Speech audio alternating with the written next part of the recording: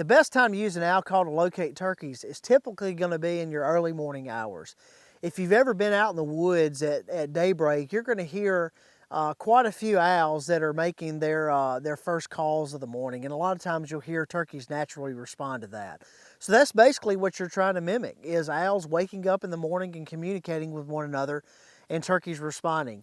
Now you can use them all throughout the day. You a lot of times will hear turkeys, because it's something different that they haven't heard in several hours, respond to owl calls in the midday and afternoon hours. And what you're wanting to do there is just kind of, again, replicate the sound that almost sounds like who cooks for you, to get a turkey to respond.